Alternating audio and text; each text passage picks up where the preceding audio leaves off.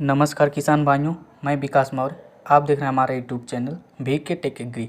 किसान भाइयों, आज की इस वीडियो में मैं आप लोगों को प्याज की फसल में लग रहे पीलापन रोग के समाधान के बारे में बताऊंगा।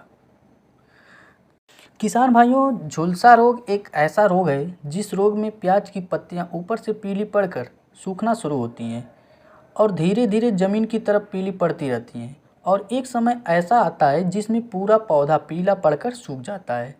जिस अवस्था में यह रोग आता है या जिस अवस्था में यह रोग लगता है, उस अवस्था में प्याज का कंद जैसा होता है उसी कंडीशन में रह जाता है।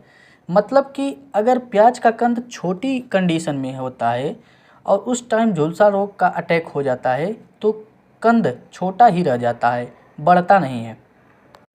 तो किसान भाइयों, वीडियो में आगे झुलसा रोग के बारे में विस्तार से बात करेंगे। झुलसा रोग किन कारणों से फैलता है और इसकी रोकथाम के लिए कौन कौन सी दवा का यूज किया जाता है। किसान भाइयों, यदि आप अभी तक हमारे चैनल को सब्सक्राइब नहीं किए हैं तो चैनल को सबसे पहले सब्सक्राइब करें, लाइक करें और शेयर करें। और हाँ, बेल आइकन को ज़रूर दबाएं ताकि अगली वीडियो का नोटिफिकेशन आपको तुरंत मिल सके। किसान भाइयों, हम बात करते हैं सबसे पहले कि झुलसा रोग लगने का कारण क्या है, ये किस कारण से झुलसा रोग लगता है। किसान भाइयों, यह जो झुलसा रोग है यह स्टेमफिलियम बेसिकेरियम नाम के फंगस से फैलता है। एक फंगस आता है स्टेमफिलियम बेसिकेरियम नाम का, उसी से दोस्तों यह झुलसा रोग फैलता है। अगर प्याज की फसल में किसी रस चूसक कीट का अटैक हो जाता है तो वह रस चूसक कीट जिस जगह से पत्ती का रस चूसते हैं उसी जगह पर फंगस लग जाते हैं और वहीं से झुलसा रोग स्टार्ट हो जाता है। जिस जगह पर रस चूसक कीट पौधों का रस चूसते हैं वहीं पर फंगस लगते हैं और वहीं से झुलसा रोग स्टार्ट हो जाता है लगना, जो धीरे धीरे पूरे पौधों में फैल जाता है। और दूसरा कारण है दोस्तों कि यदि आप प्याज की फसल में ज़्यादा पानी चला देते हैं, मतलब ज़्यादा सिंचाई कर देते हैं, उसमें नमी ज़्यादा हो जाती है, तो उसके कारण भी झुलसा रोग लगने लगता है। पौधा जो होता है पीला होने लगता है।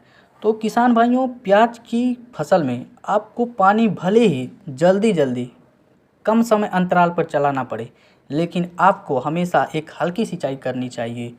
कभी भी ज़्यादा पानी नहीं भरना चाहिए प्याज में, नहीं तो पीलापन लगना शुरू हो जाए। कोई भी दवा उस कंडीशन में काम नहीं करेगी।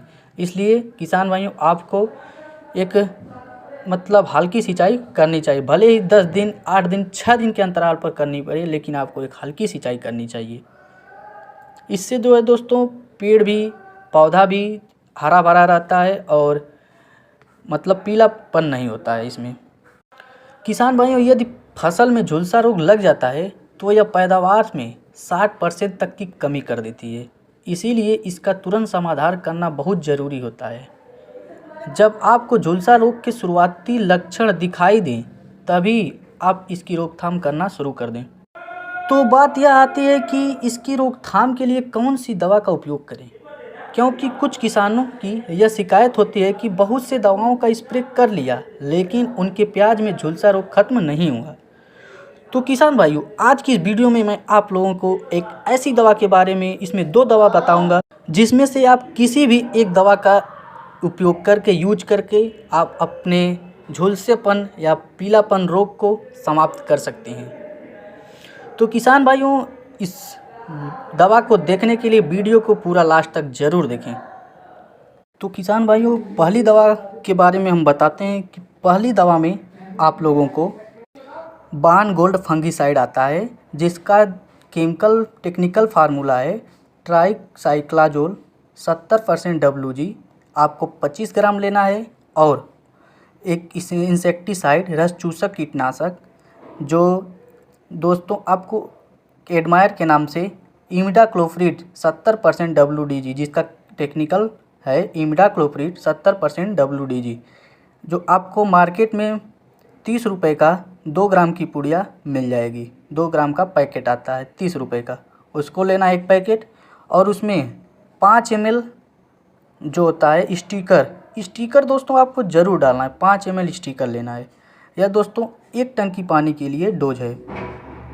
आपको बान गोल्ड और एडमायर को घोलकर उसके बाद टंकी में ना कर टंकी को पूरे पानी से भर कर उसके ऊपर से दोस्तों 5 ml की जो स्टिकर होता है उसको डाल देना है। स्टिकर को दोस्तों याद रहे कि उसमें मिलाना नहीं चाहिए। स्टिकर को हमेशा टंकी को पानी से फुल करने के बाद 5 ml ऊपर से डाल देना चाहिए। इन दवा को डालकर उसके बाद स्प्रे करिए। आप लोगों का झुलसा रोग 2 दिन बाद असर दिखा देगा दवा आपको कि दवा काम की है कि नहीं। अब किसान भाइयों, हम दूसरी दवा की बात करते हैं। दूसरी दवा कौन सी है जो झुलसा रोग के लिए यूज करते हैं? तो दोस्तों दूसरी दवा है एक फंगिसाइड में रोको नाम का एक फंगिसाइड आता है, जिसका दोस्तों टेक्निकल फार्मूला होता है थायोफेनेट 70% WP। इसको दोस्तों 50 ग्राम, और इसमें थायोमेक्सान एक कीटनाशक आता है, इंसेक्टिसाइड आता है 25% WG। इसको दोस्तों आपको 15 ग्राम इन दोनों को घोलकर टंकी में डालकर टंकी को पूरे पानी से भरकर उसके बाद 5 ml स्टिकर ऊपर से डाल देते हैं। इन दवा का छिड़काव आप कर सकते हैं। और दोस्तों दोनों दवा में से किसी भी एक दवा का छिड़काव आप करके